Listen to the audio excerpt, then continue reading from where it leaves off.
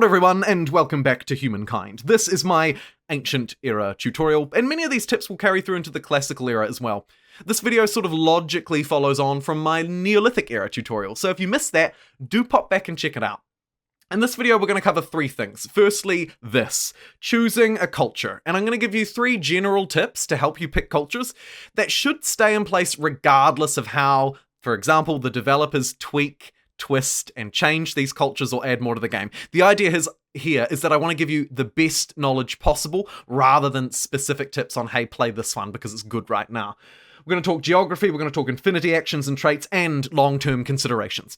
Next up, throughout the video, we will talk these FIMS.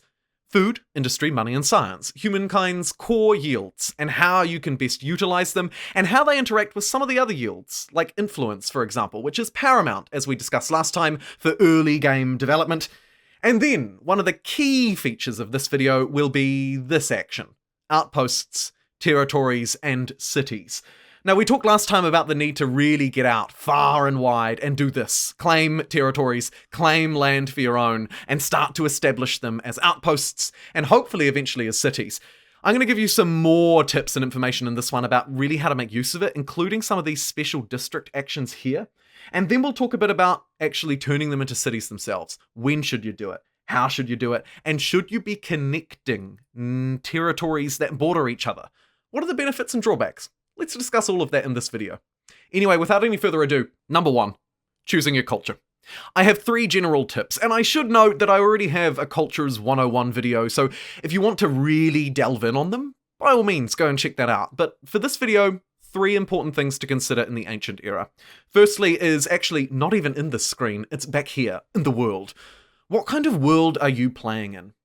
Are you playing at the moment with the territories you've discovered, right? Because you probably haven't seen the whole world yet, but you've probably got a rough idea for at least where your first one or two cities will be. Do you have any key geographical features that you need to take note of? For example, is your world absolutely covered in rivers? And therefore you might stand to benefit from cultures that do that. Are you on small islands with lots of coastal tiles? Here actually is a huge amount of coastal tiles compared to normal. There's 4 abreast here. If you have a lot of coastal tiles, then you might want to choose civs that do that. Likewise, if you've got a lot of industry and no food, then you might want to either double down or fill in the gaps. Second consideration is the trait. This trait, I've said it before and I'll say it again, stays with you forever. If you play as the Assyrians, you'll keep their Raid Master's trait for the rest of the game, regardless of whether you change your culture, regardless of what you've built or what you own. You will always have +1 land movement speed and +5 combat strength when ransacking. Pretty strong. This applies across the board, by the way. Babylonians, +2 science for every technology forever. While these emblematic districts, for the Babylonians, it's the astronomy house, these will go away if you haven't built them. What I should say is the option to build them will go away when you change cultures. So if you don't already have them built, you can't build them if you change.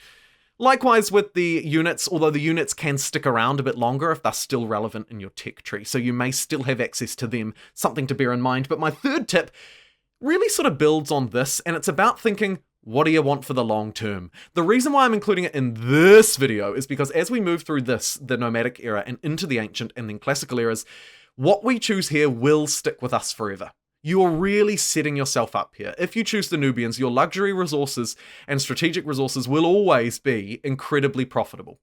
If you're playing as the Phoenicians, you'll benefit a lot from the coastline. So you need to think about the kind of game plan that you're building. The beauty of Humankind is you can change to a completely different culture, like this one, which provides science and stability in the next era. So you're not stuck forever, but it's important to note that the things that you pick, particularly these traits, will stay with you. And in general, in the very early game, I think it's a good idea to either prioritize food or industry. At the moment, the Harappans are the big food culture, +1 food on tiles, producing it and on rivers, and their canal network's really powerful. I've made a video on them already, so I won't dwell.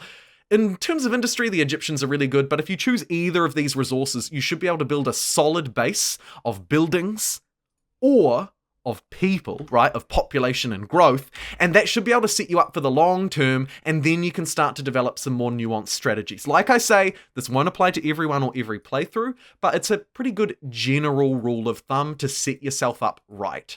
Now, once your outpost has been established, your very first one, you'll want to turn it into a city immediately. And let me show you why.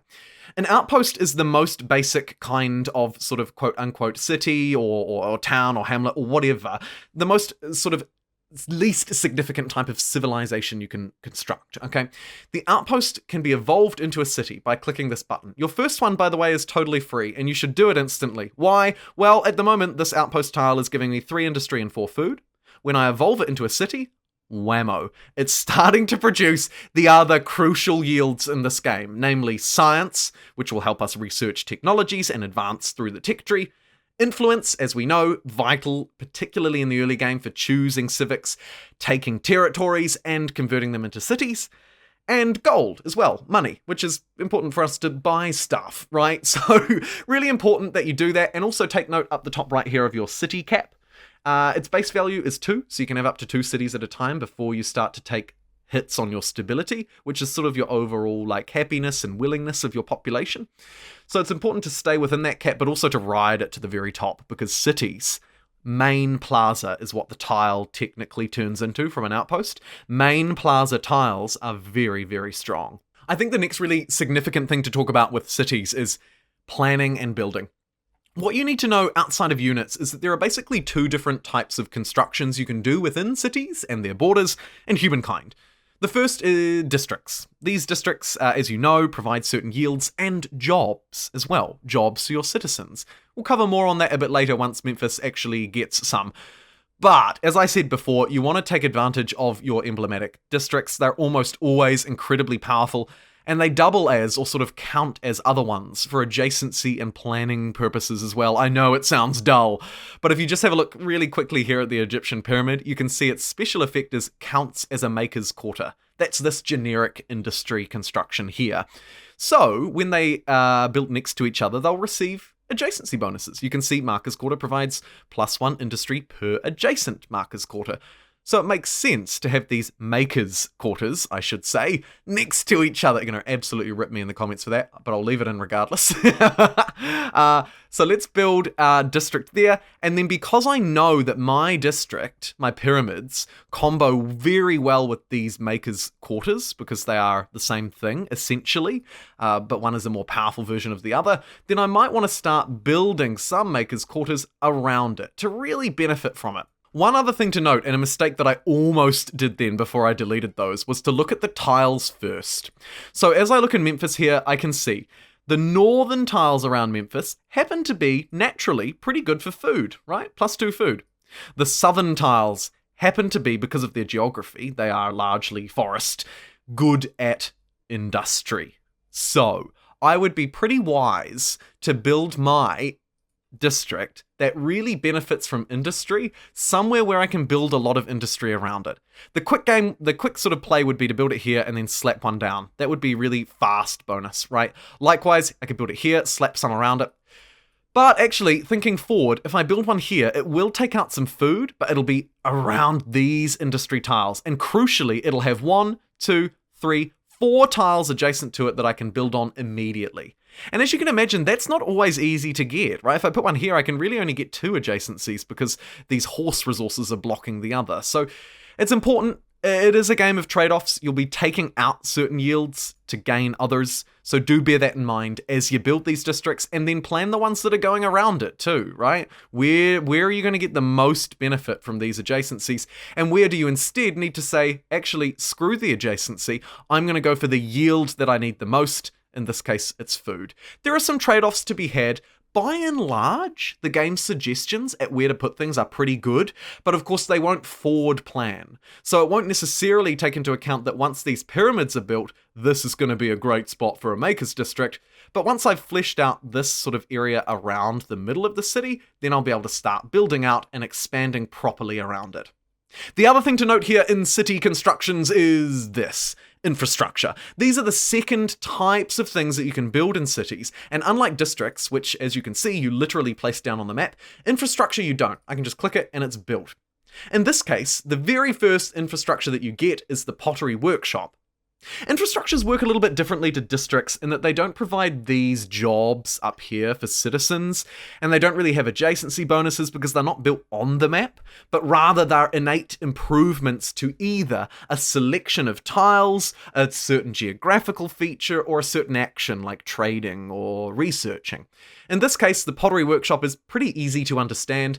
Effects, +4 influence on main plaza, and as we know, main plaza refers to the city tile itself. So this tile will go from +3 influence to +7 once the Pottery Workshop completes next turn. Another thing to note for our early Ancient Era game here is the tech tree. By and large, you can't go wrong with these early techs, and I really just want to stress again the importance of looking at this little symbol here, or this one here, right? These little purple circles that appear before the infrastructure or units that you unlock are innate gameplay bonuses. This one here is pretty obvious. It unlocks horses on the map. Calendar unlocks the improvement that lets you improve luxury resources. So these are pretty good. I'm just going to hold down shift and just grab these first technologies because they're really solid. As you move through, a couple of other ones to note and look out for. The first new district that you'll get outside of the fortification district, which provides stability, is found up here. It's the market quarter. The harbours as well are an interesting one to pick up. I'd recommend you grab them if you've got coast around you. You'll note that your unique units have a little gold border around them. In this case, here's my one as the Egyptians. You'll be able to find them throughout the tech tree, and you can search up here as well, if you didn't know. But lastly, I just want to point out here in the Ancient Era, organized warfare is really powerful. This ability here, use reinforcements. If you're planning on fighting anybody and you have more than one army roaming around the map at one time, this is a very powerful thing to unlock. This allows you to reinforce an existing battle with another army. Very, very strong. But these are sort of the core ancient texts. They're all very good. Obviously, they all provide pretty sort of things that are fundamental to human civilization. In general, they're good. Again, you could look at your geography and try and plan out, well, I've got horses here, so maybe I should try and get this, the horses improvement online quickly, or this, the pearls improvement online quickly. Lots of things to consider when you're planning your cities. But in general, plan them out, turn on the yields, have a quick look, and trust in the game's knowledge. It tends to know what to do, regardless of maybe a few shortcomings when it comes to overall forward planning. Now let's talk about the very interesting role of outposts. So I just moved my scout around, as we discussed last time, into a new territory. I hit outpost button, and I went whomp like this and claimed a territory, right? That's established this, an outpost. The sort of second tier city building, right? It can be upgraded into a city. But what we want to do first, before we consider upgrading and before we consider attaching it to another territory, is just to quickly take a look here. When you establish an outpost, the idea is that you're sort of putting your flag down, right? You're claiming this land, this little section of the world as your own. When you do that, while you can't necessarily just immediately turn this into a city for free and start building it up, right? You do have to pay a price for that, but there are a few things you can do, and largely it's around connecting resources. The idea being you connect this land to your empire, and you should be able to at least claim its resources, right? You should be able to at least build a mine before you have a city. The beauty of it is, though, that you get to do it with influence, which is very rare, right? You're not buying it with gold. You're not producing it with industry from a nearby city. You don't even have to have a unit near it. You can literally just click this, whatever the district that you can build. In this case, it's an artisan's quarter, but the harbors will also show up here if you've got harbors unlocked. So I can just click this, and then for a measly cost of 7 influence, right? Literally 7 influence, I can find a resource to connect and hook it up to my empire. In this case, if we scroll down here, you can see it's lead. So I can just click here and wham, the lead is instantly connected. You can tell because it's turned blue, the color of my empire, and I'm instantly getting the benefits. This is kind of a 2-in-1, by the way, because I also want to really bring your attention to just how powerful these resources are. Not only does it cost less than a turn's influence to connect them, you can tell if they're connected also, by the way, just up here next to your influence panel, but also take a look at the benefits. 1 lead is providing me with +4 stability and +1 science for every researcher. If I can hold majority of lead on the map by either claiming it or trading for it, I then get +10 stability and not just +1 science, but +5% science, so it will scale with everything else that I do. very, very powerful. And once you start getting the wondrous effects and so on and so forth, you can absolutely snowball with these resources. And that is why establishing these territories is so incredibly strong for building a strong early game.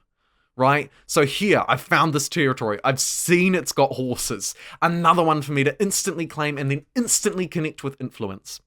Once you've done that, or if you choose not to, then you need to make the decision, what do I do with this?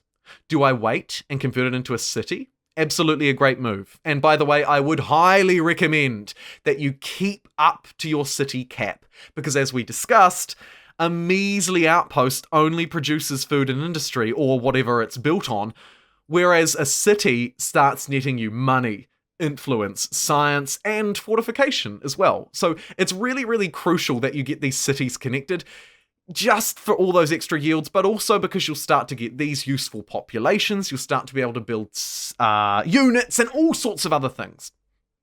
The other thing to note here, though, is that I don't just have to wait until this could become a city. I can, of course, connect it to an existing city. They need to be bordering each other. So, in this case, as luck would have it, Memphis is bordering this territory. And for a measly cost of, again, less than one turn's influence, whammo, I can connect them up. That will help with my expansionist era stars, which is nice to have, but crucially, it will bring this zone of control, this territory, answer, within Memphis's jurisdiction. It'll do two things. Firstly, it'll change this not to a main plaza, like a normal city would be, but rather to an administrative center. Kind of think about this as like a small city, out on the hinterland, on the regions, right?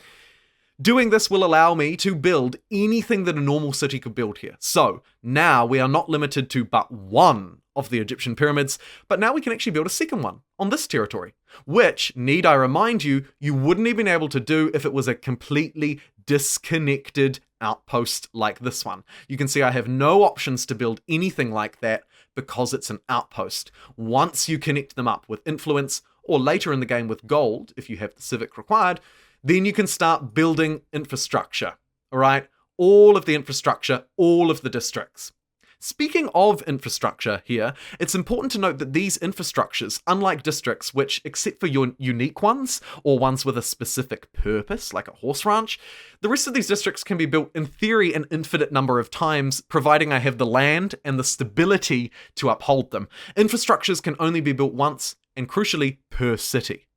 What that means is, if I build infrastructure in Memphis as much as I can, then I don't need to bother about building it in any other territories that I intend to soon or immediately connect to Memphis. There's no point building infrastructure twice if you're just going to be merging cities together. And also, that does really raise the point that you can also merge actual whole cities later in the game too. But we'll focus on that in a later tutorial. For this one, it's about remembering that infrastructure only needs to be built once, and if you're connecting territories, like you can do here with influence, then you only need to build it that one time. The other thing that you're going to start encountering in the Ancient and moving through, indeed the rest of the game, are these civics. I've covered them in a separate video, a guide to sort of influence and ideologies, if you want to delve deep to really understand them after you've finished watching this. But in a nutshell, when you enact civics, these sort of laws that govern your society and how your citizens behave, you also adjust the social axes of your society, these fundamental values that you govern by. If we look at this bottom line, this bottom scale as an example, you can see on the left we have tradition, emphasizing things that have always been done, and repudiating new ways of seeing the world, or, on the other side of the axis, of course, progress, taking a chance, doing things new, searching for new ideas, and questioning the status quo. As you choose certain policies, they'll shift you along these axes, and it's important to note that because when you mouse over it, you can see that, for example, shifting toward progress will give me a lot more science. But I will lose the stability, that sort of innate happiness and easy governance that is provided from sitting right in the middle of the political spectrum. There are 4 different spectrums, and certain civics will shift different ones. You'll also, of course, get the innate ability from actually picking up the civic. In this case, I want influence because I want to get out there, grab territories, build my cheeky, relatively free artisans' quarters, and get out and really harness the world, so I'm going to take natural right, +5 influence on the main plaza, remembering that main plaza is the word for city. So all of my cities now produce an extra 5 influence, and look here, now Memphis is up to 18. Wicked! It's almost all of our influence per turn because it's our only city. And that is really brilliant. The other thing you're going to encounter is this, religion. This is probably your first run-in with religion in Humankind. And when you're first establishing a religion, it's really easy. You haven't got any religious units to worry about. You don't need to build great prophets and holy sites and blah, blah, blah, blah, blah. You just choose a fundamental belief to build your religion on. Do you want +5 faith per number of territories on the map that you control, that are attached, or +1 faith per population? In general, +1 faith per population will scale better, particularly if you've got, reasonable growth, building units as well, which also count as populations. But in the early game, if you're expanding out far and wide, it can be better to get +5 faith per number of attached territories. Like I say, I think in the long run, it ends up being worse unless you're really expanding. But I'm going to grab it in the short term because I have quite a few territories and really not that many pops, right? I've got probably 1, 2, 3, 4, 5, 6, 7. I've got about 7 pops at the moment, and I've got 1, 2, 3. I've got many territories and many more that are about to be attached up to Memphis as well. So feeling pretty happy with that decision. Another thing to note about religions is that they unlock these. The obelisk of the gods. These are humankind's holy sites, but they're not fundamental to creating a religion. But you'll see that they do provide 20 faith and 20 stability. That's important, particularly that stability, because as you attach more territories to a city, remembering we attached this one to Memphis, we're probably going to look to attach this one as well. In fact, we might as well do it right now. We've got the influence. Let's do it. So we've attached that together now. Now Memphis has 3, all sorts of great faith bonuses for us. And if I build this holy site anywhere, really, doesn't matter, just somewhere that you're probably not going to build on anytime soon. So ideally, actually out in the regions or in a really bad tile's probably a better place for it, right? Like up here. But once you build that, you'll get an extra stability, and that will help keep on top of the fact that you are attaching more and more territories to the city, which is innately making it harder to govern, harder to keep the people under control, and therefore a little bit more difficult to keep it stable, particularly as you choose those civics and start to mess with the very structure and fabric of your society. You may start to take some stability hits, so worth bearing in mind. What I'm going to do here is just really help the city grow a bit. I can see it's not growing as fast as I would like, so I'm going to maybe take my money specialist, get them into producing food, and also create a few more sort of extra food tiles and jobs by building a couple more food districts and maybe bringing them closer to the front of the queue. Although it is important to note that your emblematic quarters should always be prioritized, or at least prioritized before you plan on changing your culture, remembering that you can't build them again once you've changed. So do make sure that you build those bad boys fairly quick smart. A quick note here on these in-game events that will come up. They do also shift the social axes if you hover over the top right. Generally, it's not by a lot. You can see it might just be by 1 square, so it won't often change things too dramatically, but if you're right on the border, it can change it. So just something to bear in mind. Now, again, just to reiterate a couple of key points, but I want to show you them in practice because this is a great spot to show them. Firstly, very, very cheap amount of influence to get this harbor online, right? So I'll just literally spam one out here. I know it works well with coastal tiles, so I'm going to build it somewhere where I feel like it can have access to the most coastal tiles, these lighter ones that provide food, rather than these dark ocean tiles that do nothing and destroy your units. But secondly, we're going to evolve our second city, right? By default, my city cap is 2, and it's really beneficial that I do this really as fast as I can or want to, because it'll turn this crappy little outpost whammo instantly into a fantastic city, loads more influence, and that's going to fuel my expansion even more. And of course, now that this is a city, or at least a territory that's attached to a city, I can build another copy of my unique district. More of these really, really powerful unique districts online. The more I can get online, the better. So I really want to take advantage of that. Now that I've got a new city, this one has to build all of the infrastructures again, remembering that infrastructures are unique to cities, not outposts. So this city, Thebes, will actually need to build them. What I might do while I'm waiting maybe is consider thinking about attaching this territory to Thebes as well, so that it's got plenty of room to grow. It's only going to cost me 8 influence. Creating Thebes gets me 10 per turn, so that is basically a free city connection. So I'm absolutely going to grab that again, now that this territory is within the sort of political governance control of a main plaza. It turns into an administrative center, and that allows me to build yet another copy of my emblematic district, and I'm going to buy it outright with gold just to really make sure it gets off to a good start. That is the power of connecting territories and establishing cities. And if you take away anything from this part of the video, it's that you should try and ride your city cap high. Don't go over it, because you'll take some stability penalties that the developers have made harsher and harsher progressively as Humankind has been developed. At first it was pretty easy to get away with it. Now it's not quite as easy. You may still be able to do it later in the game, but you might struggle. So in general, stick within the city cap, but make sure you're right at the top end of it. And as soon as you can, start connecting up your territories. They become more expensive to connect if they have more population, the further the game goes on, and the less stable that you are. So it's really, really important for you to be not only grabbing them in the early game, but also connecting them and starting to piece them together, starting to build what I like to call mega cities, where one main plaza governs many territories bordering it. Important to note, of course, they do need to be bordering it. That'll not only make it cheaper for you in terms of influence when you're establishing them, but it just makes sense. So keep them well connected and next to each other. The last thing to note about cities and territories, especially if you're coming up on an enemy, in this case it's a peaceful barbarian that I could actually spend a bit of money on to build up my influence and maybe assimilate them into my empire, taking control of them altogether. In fact, I think I'm going to invest quite heavily in doing that. But if you do come up against near an enemy, it is just worth thinking when you're establishing outposts, how defendable is this? Do take a look at your geography, do take a look at the terrain. In this case, I wasn't worried. I feel like I've kind of got this place to myself. I haven't found a threat. It looks to be an isolated continent completely to me. So I'm actually totally fine with that. But if it's a larger map or it's a bit cramped, it pays to bear in mind, where is my high ground? And if I don't have any, maybe I should consider building some of these garrisons. They provide combat strength to units nearby.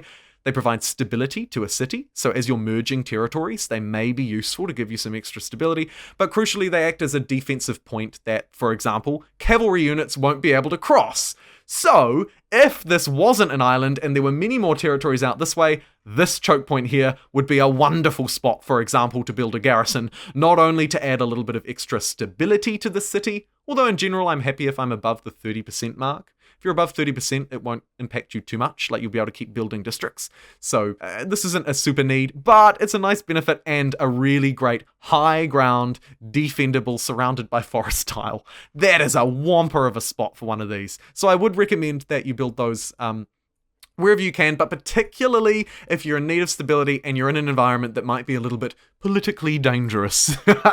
Anyway, thank you very much for watching this video on how to play the Ancient Era. As you can tell, we've really focused in heavily here on cities, attaching cities, planning them. How do you build your districts? How many can you build? Where and why? All of those questions I hope I've answered today, talking about outposts and cities. We also briefly discussed FIMS, Humankind's food, industry, money and science yields, and how to sort of maximize and prioritize them, thinking about the world that you're in and the tiles that you've been given, and how you can relate those crucial choices of choosing a culture to the environment that you spawn in. Don't forget, of course, every era is a new opportunity to choose a new culture, so if you find you're a bit low on science moving through the game, grab a scientific culture and fill in that void. That is the beauty of the Humankind experience. Thank you very much for watching.